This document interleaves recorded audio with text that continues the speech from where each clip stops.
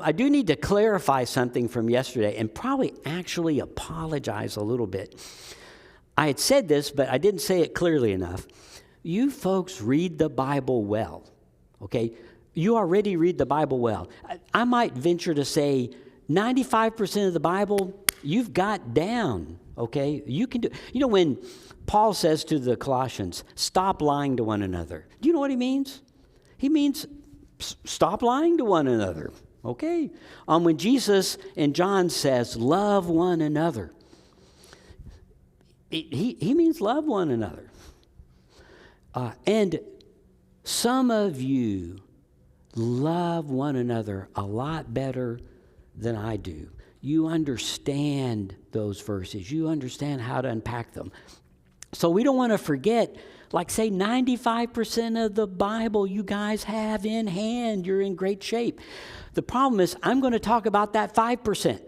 And because I talk about it, part of the reason I do that is sometimes we start thinking, I got the 100% of that thing down, okay? Well, we don't. None of us do. I was telling Pastor Dan yesterday, I think it was, I heard something about when the veil was torn in the temple after Jesus died.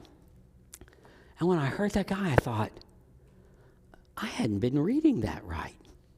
So we're always learning, tweaking how we understand Scripture. So when I talk about some of that stuff, I don't want you to do like Alex. He just spoke to me yesterday. I actually stayed up last night worrying about it, where he said, I don't know if I know how to read the Bible anymore. No, don't forget, you got the 95% down. Okay, now I don't mean that you always live it, but you understand it. But we're going to look at some of the places where we might misread still Scripture a little bit, and largely because of our culture, what our culture tells us subconsciously. Oh, look at this, or don't look at that.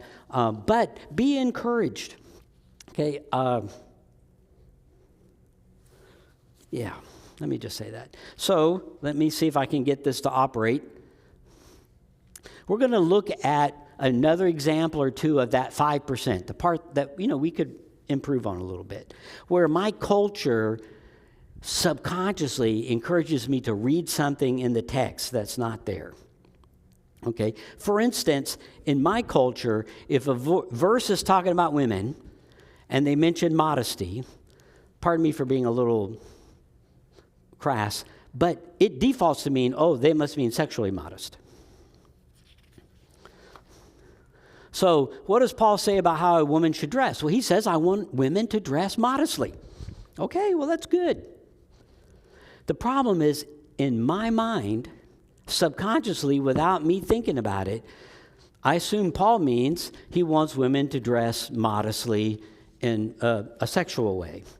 But what does Paul actually say? I want them to dress modestly, not with elaborate hairstyles or gold or pearls or expensive clothes. Paul meant economically modest. He was saying he wants the women in his church to dress economically modest. And part of the reason for that, in their culture, the wealth of a family was shown by the public display of wealth on the wife. So she would be laden down with gold and pearls, and they'd weave strands of it in their hair if they had it. So does the Bible care about sexual modesty? Yes, of course he does. But in those verses, Paul was talking about a different problem. There were some women in Ephesus who were dressing in ways that would say, I have more money than you. And it would make some of the poorer members of the church feel uncomfortable, even maybe unwelcome. Well, today, it's not gold or pearls or something that, my wife has some pearls, okay? And we would not be considered upper class. So it's not that, but there are probably still ways in every culture for someone to indicate, I have more than you do. I don't know if that's an automobile or a handbag or something, but there are ways. So what Paul was saying, let's make sure everyone feels welcome, that they don't feel like, the problem was when I was reading it the other way, I would check and I'd say, okay, everybody has their shirts on, so we're all right. But that's not what Paul was talking about. He was talking about I would say a bigger problem. and that was to make sure that people felt welcome. Well, how did I get off track? Because Paul said it in the text, not with gold or pearls or expensive clothes. I never noticed that because my culture had already told me what Paul was talking about. So I saw something that wasn't in the text, and I ignored what was in the text. And I didn't do it on purpose. Okay, I'm a good guy. I believe the Bible. Okay, I didn't do it on purpose, but I was led to see it that way. Let me look at another example. In Luke 7, Jesus is at a dinner of a Pharisee named Simon, and you remember a woman comes in. She's called a sinner, and she anoints Jesus' feet. Everybody good with that? You kind of remember the story? All right. Well, Jesus had just been accused of eating with sinners. And in that most English translations, they'll say Jesus was eating with sinners. Some of them will say he was eating with scoundrels or the lowest sorts of people, but basically communicating the idea of sinners. Does that make sense? But 2 verses later, when they talk about the woman and they say she's a sinner, we translate it differently. The Message, which is a great translation, translates it, she was the town harlot. The Living Bible says she was a woman of the streets, a prostitute. One translation says she was a woman of ill repute. Well, why suddenly does the word sinner, when it refers to guys, just says Jesus eating with scoundrels? And when it refers to the woman, suddenly they give her a profession. It's because in our culture, if you said the word woman and you said the word sinful, we default to one meaning. Well, friends, I'm married. There are other ways for a woman to be sinful. Okay? Did you know most midwives were called sinners in antiquity? And it's because a lot of people died in childbirth. So they would draw incantations on the womb, and they would have them drink magical potions, and Jews considered that sinful. And actually God would too.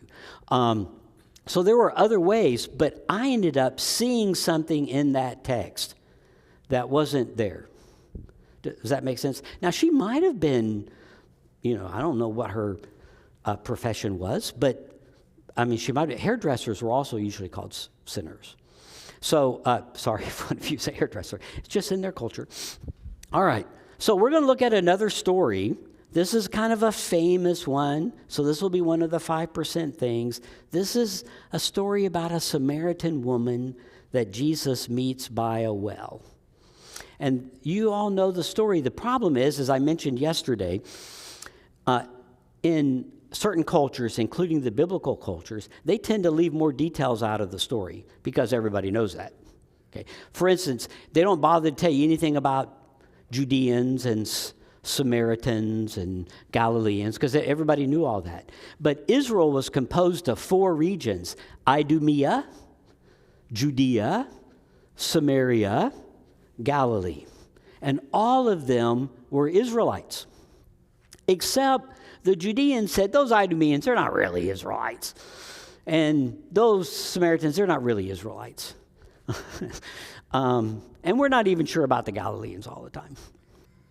And the Samaritans sort of liked the Galileans, didn't like the Judeans, didn't like the Idumeans. So each one was pretty common about saying those other ones, either they're lousy Israelites or they're not really Israelites at all.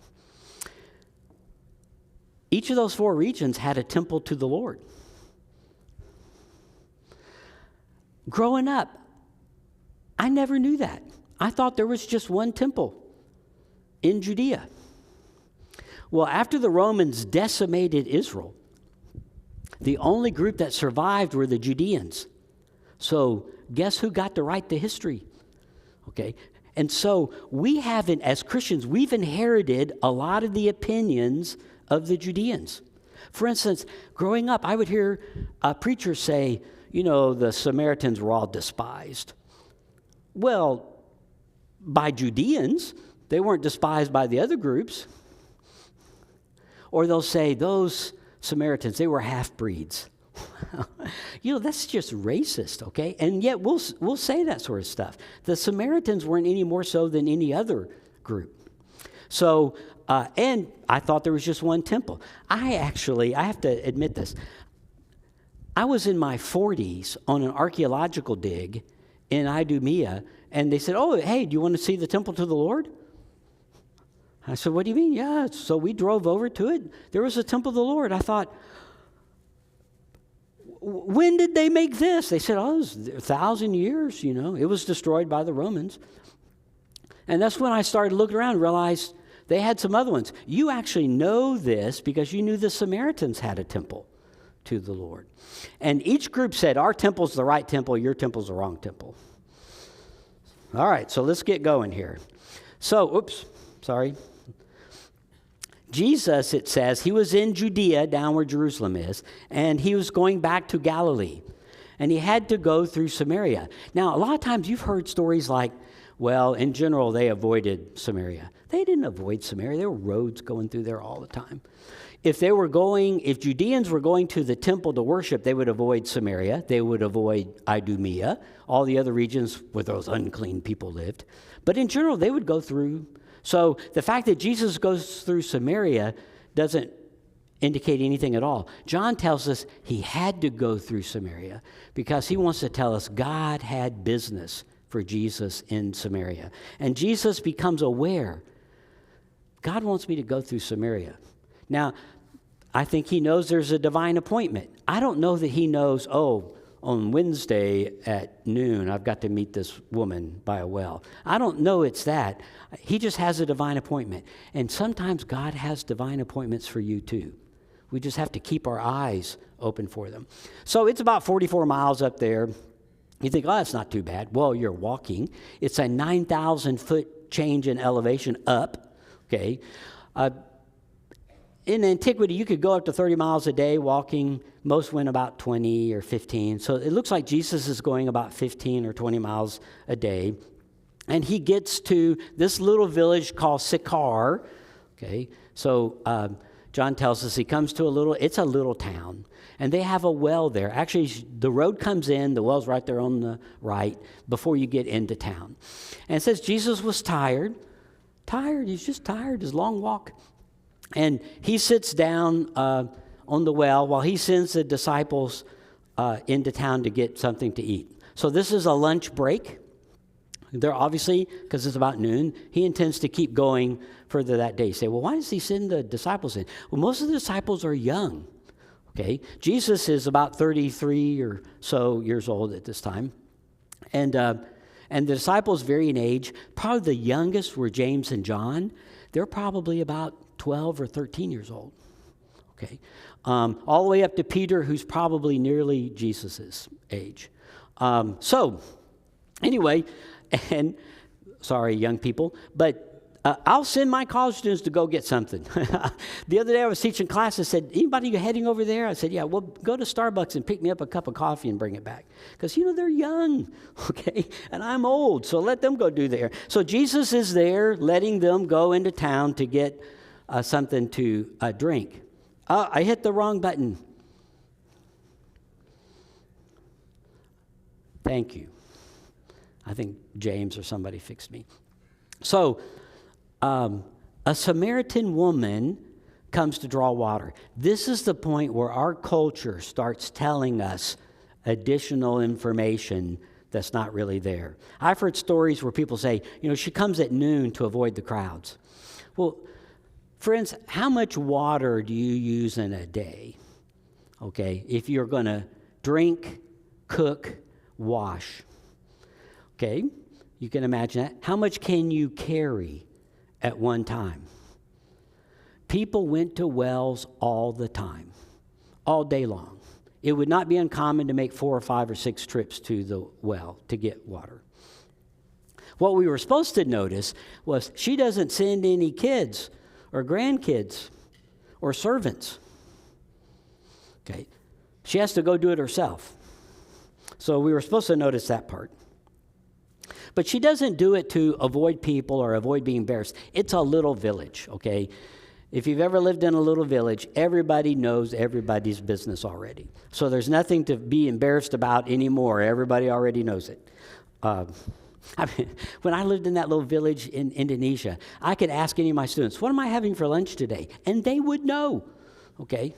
And they would also tell me my wife had paid too much for the chicken. We were supposed to notice that she comes alone. She's probably grown, maybe even a little older, and Jesus asks her for a drink. And she knew he was going to ask, not because she's psychic, but as she's walking up, she can see he's sitting by the well, and he does not have a rope, and he does not have a pitcher or a pouch or something to get water out. Now, in England, where we get all of our images of wells, there's always a crank there and a bucket installed. But in antiquity, no, somebody would have stolen that bucket a long time ago. So everybody had to bring their own stuff to get the things out of the well. So as she's walking up, she realized he doesn't have anything to get water out of the well with. Okay, and I'm the only one here at the moment. He's going to have to ask me. That's probably why she has such a witty response to him. As she's walking up, she has an opportunity to think. When he asks me for a drink, I'm not just going to say, okay. I'm going to have a clever response. And by the way, John wants to get his colleagues off the hook. Why didn't somebody else ask? And so they tell him, Jesus had sent the disciples in to get food. It's about half a mile into town. So she says, you're a Jew, meaning a Judean. She could tell by the way he was dressed, by the way. She could also tell he was a rabbi. You think, wow, how's that? Rabbis had fringe on the edge of their robe. Do you remember when the woman is bleeding and she says, if I can just touch the edge of his garment? She's talking about the fringe, the mark of being a rabbi. So you're a Judean, I'm a Samaritan, you're a guy, I'm a gal, okay? So she acts surprised. She's not surprised, okay? He's going to need water. She knows he's in a pickle. So she's teasing Jesus. How can you ask me for a drink? Well, it's obvious how you can ask her for a drink. You don't have any other way to get a drink, okay? And John does a little fun thing. Jews don't associate with Samaritans. That word associate means to share dishes. But it was also used for business, do business, because usually you did business over a meal. So she's being kind of fun. Hey, you don't share dishes, but you're going to have to share my water pitcher if you want a drink. So we don't know.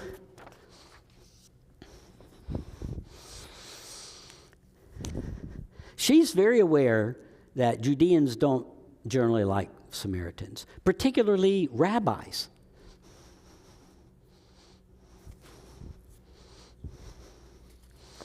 But she knows he's in a pickle. Now, we don't know, because the Bible doesn't have facial expressions or emojis or anything like that. We don't know if Jesus smiled at her witty response or whatever. But whatever he does, it de-escalates the situation. She's not touchy or anything, irritated or anything. He manages to de-escalate it. And he says, if you knew the gift of God, you would have asked me for a drink and I would have given you living water. And he words it in a way that means it didn't happen. If you had known, which you didn't, you would have asked for living water, which you didn't, and I would have given it to you, which I didn't. Now, living water, Jesus is going to imply something more, so that's what we're used to thinking. But living water in antiquity meant running water. Like any stream was called living water. It was also considered ceremonially pure. Well water was not. So when they would do ritual bathing, they needed living water, that sort of thing. So she's assuming, does he have some kind of spring or something? Where are you going to get this? And there's a little bit of a point in that. Jacob's well is 151 feet deep. Okay, so if you don't have a rope and a bucket, you're not going to get any water out of that well. By the way, it's not as deep now because every pilgrim who's ever been there throws a rock in it to see how far it goes before it hits the bottom. So now it's about 75 feet deep. And the way it's going, it's going to be 50 before long. So she says, where are you going to get this living water? The point being, you don't have a rope. I have a rope, but you don't have a rope. Are you greater than our father Jacob? And this is worded in a way to indicate she's not expecting him to say yes. Okay, I mean, you're not greater than our father Jacob, are you? Of course not. By the way, this indicates they think they're Israelites. Abraham, Isaac, Jacob, that's their forefathers. Okay. Jesus says, everyone who drinks this water will be thirsty again, but the water I give them, they will never thirst again. Well, when she hears this, she remembers, some of the famous prophets from their history, Elijah, Elisha. Both of them gave a widow, do you remember, a vessel that wouldn't run out. It had oil in it. But she thinks, he's like a miracle worker. They had those in antiquity. And so she's thinking, he's offering some kind of miracle. I'm a widow, you'll offer a miracle. So she says, give this to me. It's a common question and a common answer. If he were going to sell it to her, which he's not going to sell to her, okay, but her first thing is he's going to offer to sell something. Well, he would want to talk to the husband if he's going to sell it. And for her to say, I have no husband, was very common in antiquity. More than half of people died before age 40. Okay, so you found widows all over the place. So it would not be uncommon for her to not have a husband. Now we finally get some miraculous intervention. Jesus has insight into who she is. You're right when you say you have no husband. In fact, you've had 5 husbands, and the one you have now is not your husband. So what you said is quite true. Now, 2 things we need to ask. First off, why does Jesus point this out, and why does the New Testament talk about it? We don't talk about the marital status of other people in the New Testament. The man born blind, we don't know if he was married or not, okay? The man by the pool, the various women that show up in the story. We're not told about their marital status. Why tell us this one? Well, it's not to shame her, okay? In our culture, if you hear, she's been married 5 times and the one she's living with now is not her husband, that has strong immoral overtones. Does that make sense? In antiquity, it did not. People died all the time. People divorced a lot. Queen Berenice, Jewish queen, before age 20, she had been married 4 times. We found the records of some Jewish woman living in Galilee, and she was on her 3rd or 4th husband at the time. It just happened. It would not be for immorality or like adultery, because she might have gotten a 2nd husband, but she wouldn't have got a 3rd. Does that make sense? So it's not going to be for immorality. She's probably been widowed several times and divorced several times. Well, why would someone be divorced multiple times? We don't know, but the most common reason was she would be barren. If she was barren, then when a husband did not get the children that he wanted, he would divorce her. Now, suddenly, some of you who were all mad at this woman before, now you think, the poor dear, okay?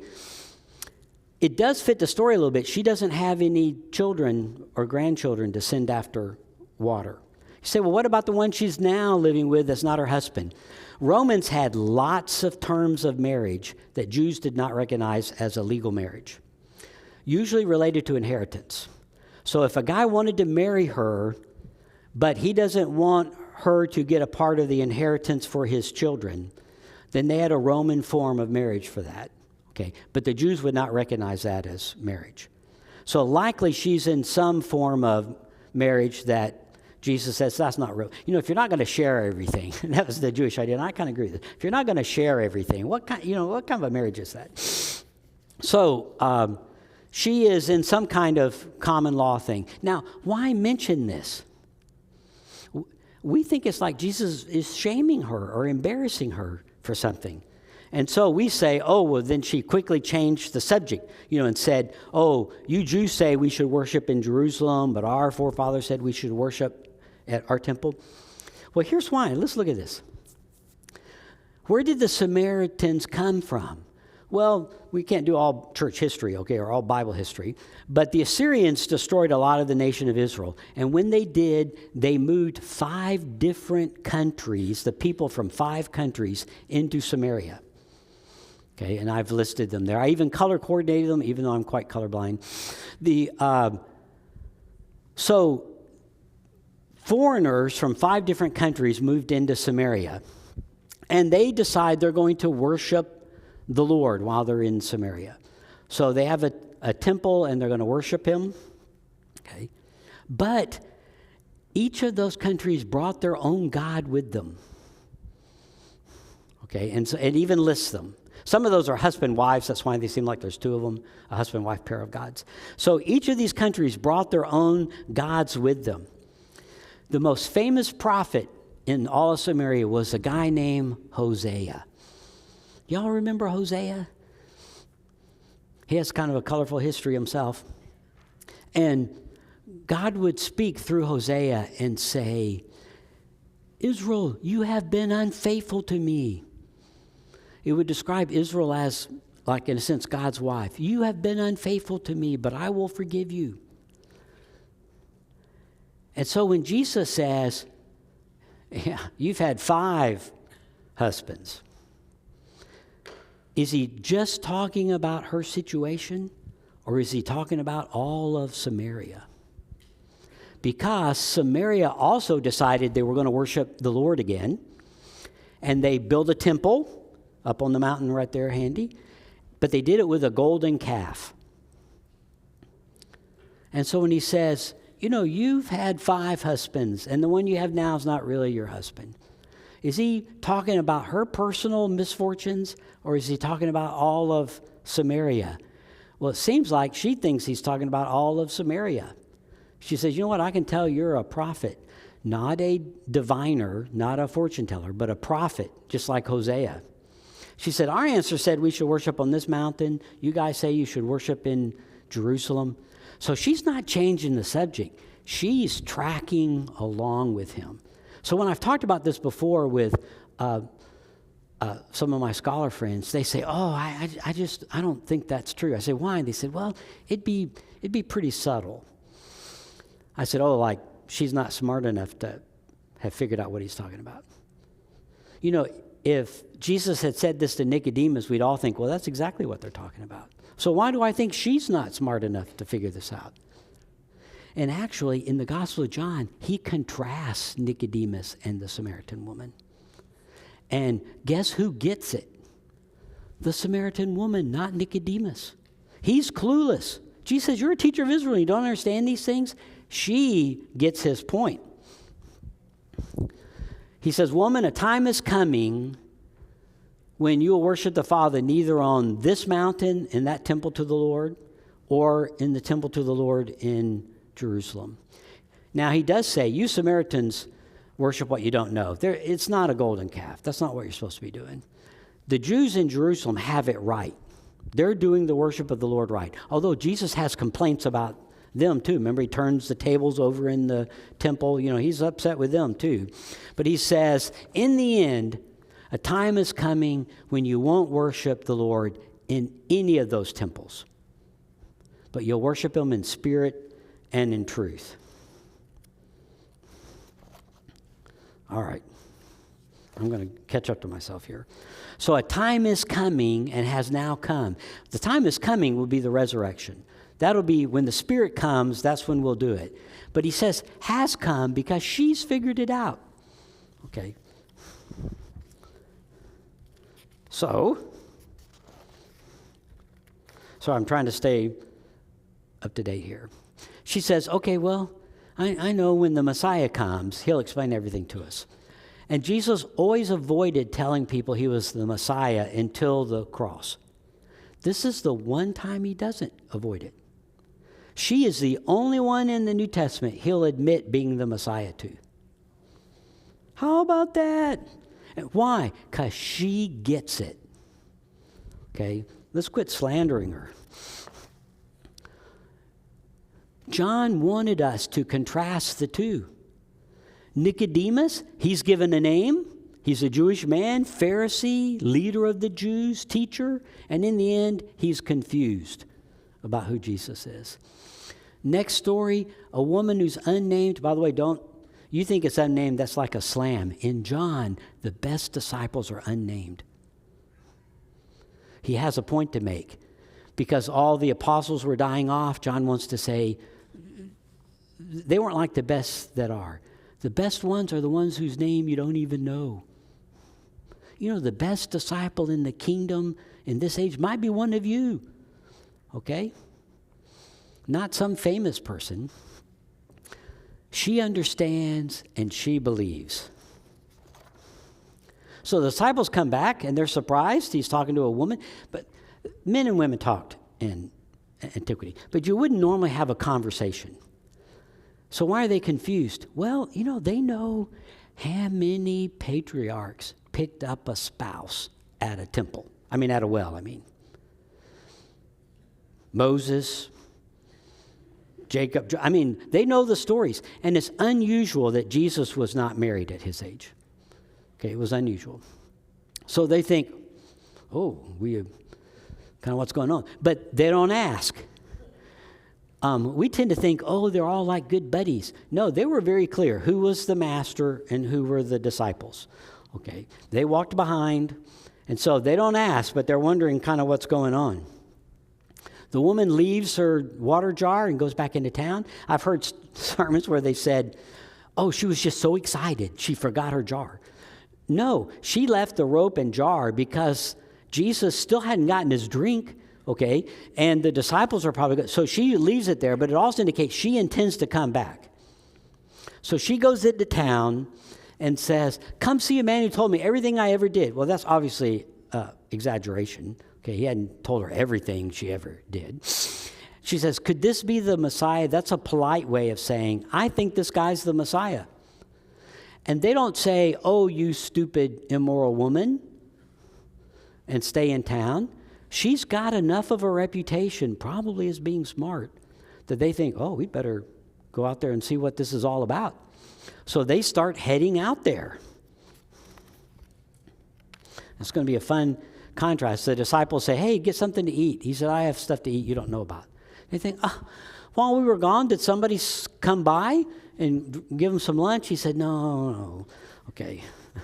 They've probably been gone an hour at this point.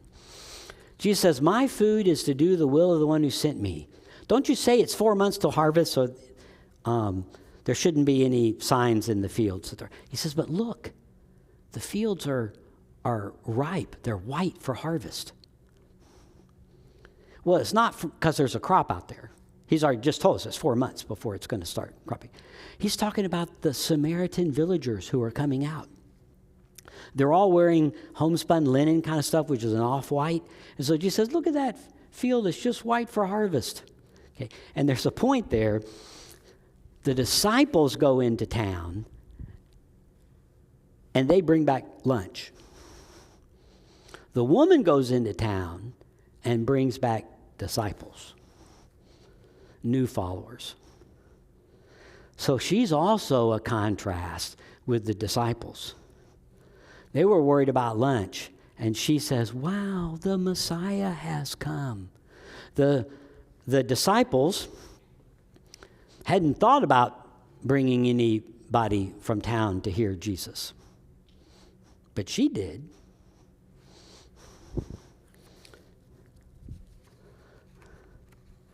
So unlike Nicodemus, she figures out who Jesus is. Unlike the disciples, she recruits new believers. But we're not told her name. Just like we're not told the name of the man by the pool, we're not told the name of the man born blind, we're not told the names of all of the best disciples. So what? You're probably wondering that yourself. How does this apply to Bread of Life Church? Well, I think divine appointments still happen. I think Jesus sensed there's something for me to do up in Samaria. And sometimes you have a sense. You stop by Starbucks to get something, and you have this sense, I wonder if I should talk to that person over there. Jesus will later say, because the disciples ask him, how do you know what to do? He said, I look to see where my Father is working, and I join him in that work. So you should look to see. What should Bread of Life Church do? Look to see where God is at work and join him in that. And that's not by chance. Those are divine appointments. But here's a bigger point. You can miss your chance for a divine appointment, just like those disciples did. They missed the chance to bring back a village to hear Jesus. Don't miss a divine appointment. One of the old missionaries I just so admire, he was with about 5 other guys that were driving caravanning cars across central Java in Indonesia way back when.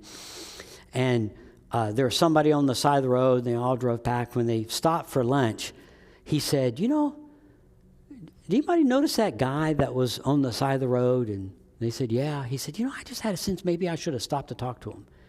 And each of those guys said, so did I, and so did I, and so 5 of them.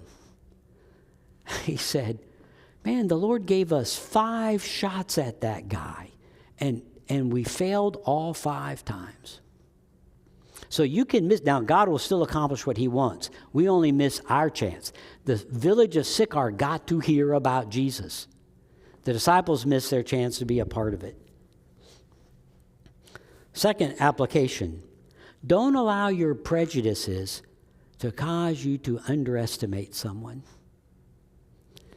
Growing up, this woman was painted as just, hate to be crass, but like an immoral bimbo. So I didn't expect anything great out of her, and I never read anything great about her. Instead of seeing, wow, she's the first one who understands who Jesus is. She's the one Jesus rewards by saying, yes, I am he. John paints her as, wow, a wonderful, wonderful disciple. And friends, there are people that you encounter that may actually be a great saint, but we don't see past our own biases. I was telling Pastor Dan, I was the teaching pastor at this really fun church. It's a large church, and I would do these Wednesday night Bible studies, and there would be, 500 or 600 people there. And on the front row, I had these, I can't now remember now if it's 3 or 4, Haitian grandmothers, just sat right next to each other. And did they know their Bible? I mean, I couldn't refer to anything they wouldn't say, mm-hmm. And they knew all the stories. I'm not sure they were literate. But boy, they knew their Bible. And friends, I suspect if there's higher seats in heaven, they're going to have one that's higher than mine. In fact, it would be an honor if the Lord would let me hold the door to heaven open for them while they walked through. I don't think God looks at people the same way we do, who we think are famous pastors, famous writers, famous authors, famous teachers. I think he has a different set of criteria. And the great saints, it might surprise us, who are the great saints. And last point, because we ought to be sure to say something about it. Jesus cares how we worship. We don't worship in temples. In fact, it was one of the hardest lessons for the New Testament early disciples to learn, because it was just hardwired into them that Jesus was actually the end of the temple. In the Matthew, Mark, and Luke, when he goes into the temple, it's actually a cursing image. Jesus curses the temple and shuts it down because they've made it a den of thieves. And then the Romans destroy it after that. But the early disciples struggled with that because it was just the way they were used to doing things. But Jesus says a time is coming, and it has now come for us, because we're after the coming of the Spirit, that now we worship. I mean, it's nice to have a room. Okay, it's a nice, actually, auditorium. But you know what? If you later decide to tear it down and build a bigger one, on Sunday morning, Pastor Dan will preach, and you'll worship together. If there's a fire and it destroys the place, on Sunday morning you'll meet in the parking lot. But guess what? Pastor Dan will preach and you'll worship. You will worship together as Bread of Life Church, whether there is a building or not. Does that make sense? Because you worship in spirit and in truth. And we hear that so much, it becomes kind of like, secondhand. But let's not forget, Bread of Life Church meets here. Okay? The building is not Bread of Life Church. And you have opportunities for divine appointments to see and do what the Lord wants you to do. And if Alex, I like to pick on Alex. If Alex ignores it, doesn't see it, walks on by, the Lord will bring up someone else for that divine appointment. But you don't want to miss that chance. Does that make sense? So one of the things I would encourage you to do as a result of this service is pray, Lord, if there's a divine appointment for me this week, slap me upside the head so that I notice.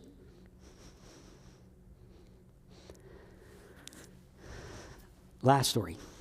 Because actually, it's like Jesus. He knew stories worked. I was on a very remote island, and I was there to preach, and the village was going crazy. And I see this little boy, I don't know, he's like 6 or 7, running, just running around. And I don't know why I noticed him, but I noticed, and he's making a big circle, and it was like he was a homing missile.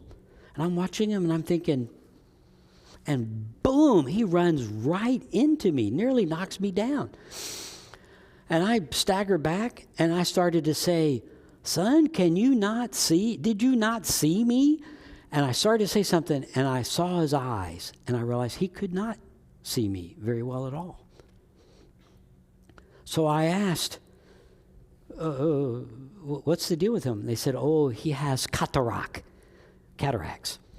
I said, and the doctor said, if he doesn't get surgery, he'll go blind. I said, well, what did the doctor say? He said, well, if he doesn't get surgery within a year, he'll go blind. I said, well, how long has it been? He said, nearly a year. And I said, well, he needs to go get surgery. And they said, well, that's on the main island, which is where I live, which is hardly a main island. But on the main island, I said, well, then send him to the main island. And they said, now this was back in the day. They said, that would cost 50,000 rupiah for him to go. And that morning, for whatever reason, when I was getting dressed in the little village, I had dropped my wallet, and I picked it back up, and I just decided to look. Guess how much money I had in my wallet? 50,000 rupiah. And I think not only did I have a divine appointment, But I think the Lord wanted to make sure knuckleheaded Randy didn't miss it. He had the guy knock me nearly down so I would notice him. So I took him back to the main island with me.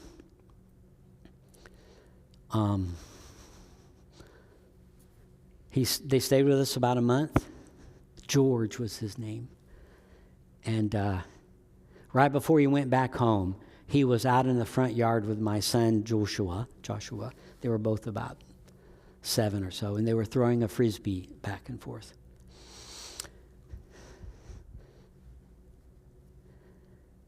You have divine appointments out there.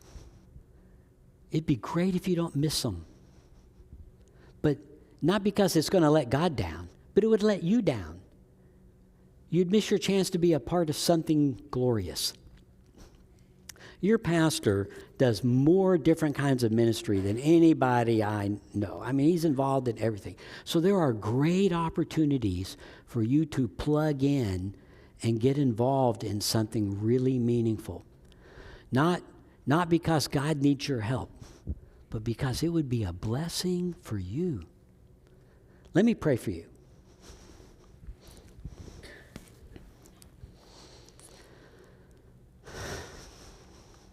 Father, there's times when we, as Scripture says, we need to go through Samaria. We need to take a certain path, stop at a certain place, suddenly decide to get gas at a certain place or buy a soda or stop at the grocery, something. And we weren't necessarily expecting a divine appointment. And yet there it was. So, Father, I ask several things for these great folks. One is that they won't be so busy that they never saw it. I also ask that ways that our culture tells us to ignore someone, maybe their social status, maybe their cleanliness, maybe different kinds of things where we think I'm not going to notice that person. May we see them. And then, Father, I ask that it turn into a wonderful blessing for them. That the appointment will be a beautiful blessing. And that many might come to Jesus because of stopping to give someone a drink of water. So, Father, I pray you will open their eyes, open their ears, open their minds, and then open their mouths. I ask that in Jesus' name. Amen.